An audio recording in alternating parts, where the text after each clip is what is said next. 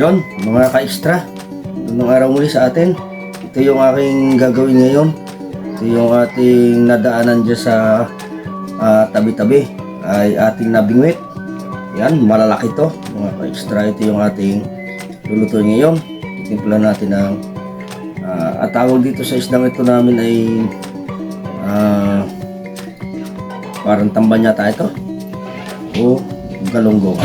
Galunggong nga ba ito?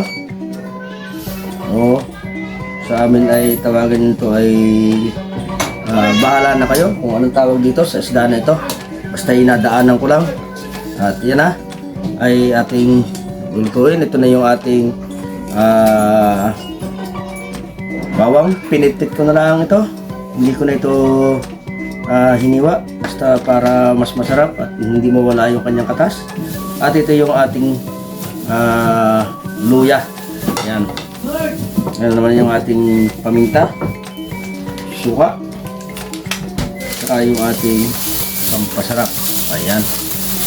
Ngayon, simulan natin siyang isa lang dito sa ating mamunting kaldero o kaserola. Yan natin lulutuin. At siyempre, ihulog na natin itong ating malaking isda na ito. Yan. Yan. Ito yung ating malaking isda. Napakalalaki niyan. Naiwan pa. Yan. At siyempre ay ating buhayin na yung ating mahiwagang kosinilya. Yan. Ngayon ay ilalagyan natin ng suka. Hindi na natin ito lalagyan ng tubig. Suka lang yung ating gagawin dito, pampalambot. Yan. Lahat na natin yung ating isang sachet.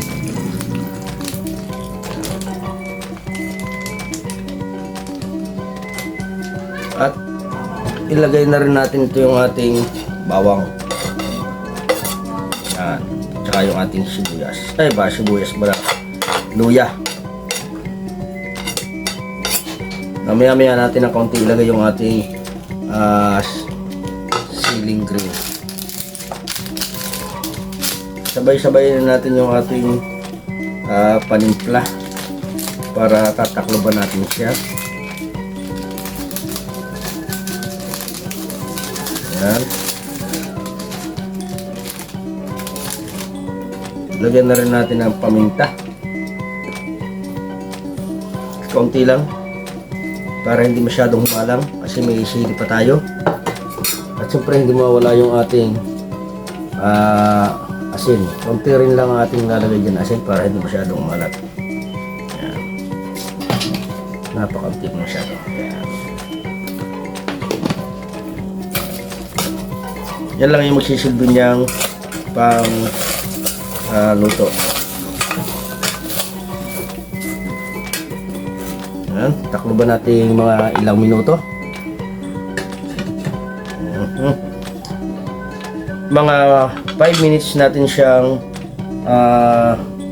pakukuluin para siguradong malambot na yung kanyang pati ulo.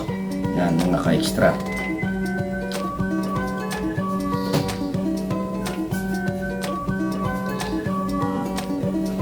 Huwag ka dyan manalamin.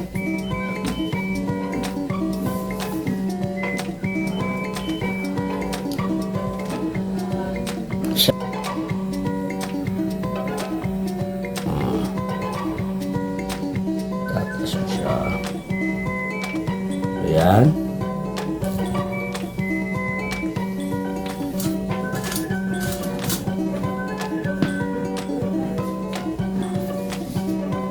Yan, nagsisimula ng bumulak yung ating niluluto.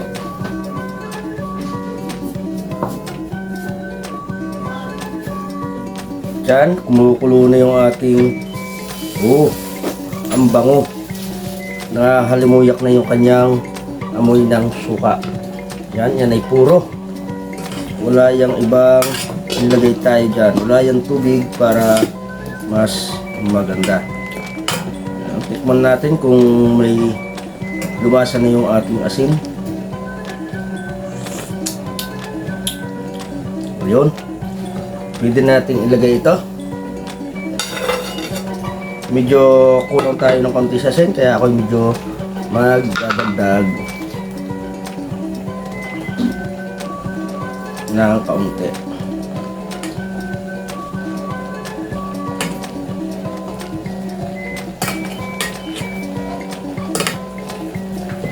Yan. Takloban natin ulit para yung ating sili ay maluto.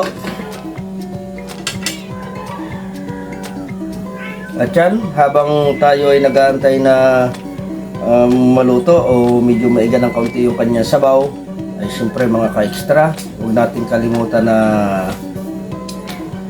isub yung ating channel at siyempre pakashare na rin lang para maraming makakabot sa ating video ngayong araw na ito. At siyempre yung aking mga alaga, mga nagkakagulo, ayan, mga nakabantay sila sa akin, mga ka-extra. At pa-share na nga mga ka-extra ang ating munting bahay o dito sa ating munting video. Ayan, habang tayo ay nag-aantay sa maluto yung ating masarap na paksiw. Ayan, paksiw ang ating ginawa rito mga ka-extra. Yung ating mamunting isda.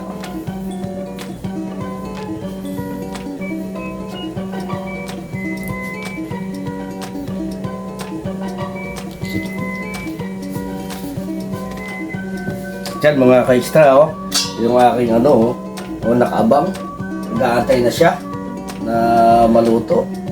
Kasi yan ay paborito nila. At yun yung isa, puro sila na makanakabantay mga ka-extra. Yan, ngayon ay titikman natin muli para matiyak natin na tamang-tama na yung kanyang lasa. Kasi medyo mataas yung ating panimpla, kaya yan.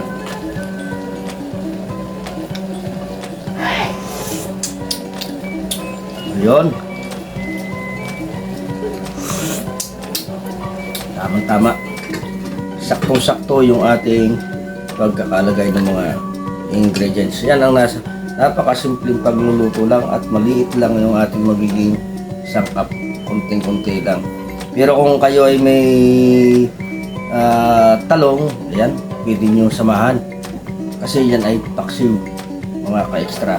Yan ang unang-una natin isasama dapat sa ating mga pagpapaksiw, yung ating talong. Kaya lang ay, yan lang nadaan natin din sa palengke, kaya tumakbo kasi yung talong. Ayan, joke lang yung mga ka-extra. Talagang hindi ko na yan lagyan ng talong.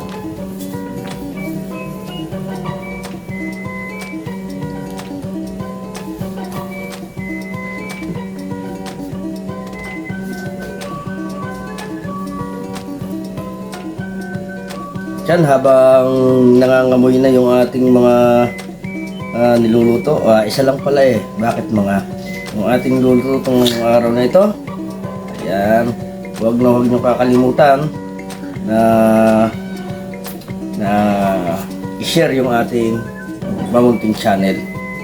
Ayan, mga ka-extra.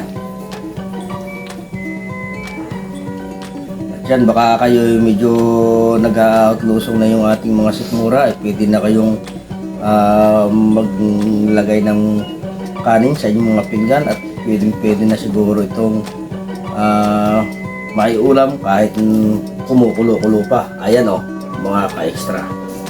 Malapit na. Ay medyo naiiga na yung kanyang sabaw. Medyo pakakati-katihin natin ng kaunti para mas maganda. Ayan. Medyo napalalim lang yung aking pinaglagyan kasi akala ko kayang mapuno ito. Hindi pa na.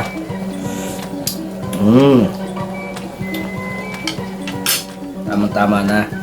Mga 2 minuto pa mga ka-extra ang ating paghihintay sa ating niluluto at okay na yan.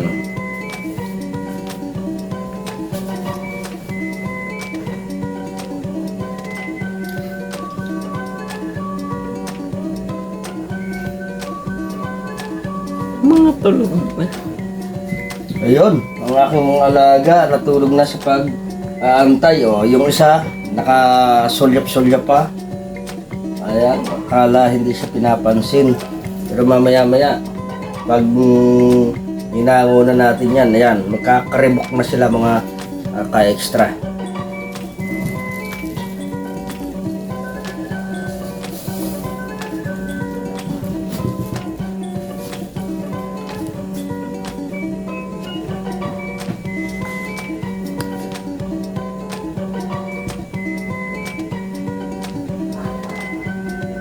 Yan. Subukan natin muli. Tingnan natin kung konti na lang yung kanyang sabaw o manipis na manipis na. O yun, malapit na malapit na. Yun, kunting-kunti na lang siya. Masarap pa siya dito, mga ka-extra, pagka ganito mga luto ay halos wala siyang natitirang sabaw o manipis na yung kanyang sabaw. Yung tamang-tama lang na magkahabol sa kayo sa sabaw para lalo kayong sumarap lalo ang mga pagkain nyo. Makakarami kayo pagka ganito lagi ang inyong magiging ulam. Kahit maliliit yung ating isda, basta yung magkahabol kayo sa sabaw. At yan, mga ka-extra, maraming salamat sa inyong lahat, sa inyong walang sawang pagsubaybay sa aking mamumunting channel. At syempre pwede na itong natin iulam ngayong araw na ito. At siya na ay luto na, pwede na natin siyang patayin para hindi gaanong maubos na. Yan, kukuha na tayo ng ating iuulam. Dandahan lang ang pagkuha kasi masyadong maliit yung ating isda ba para hindi siya madurog.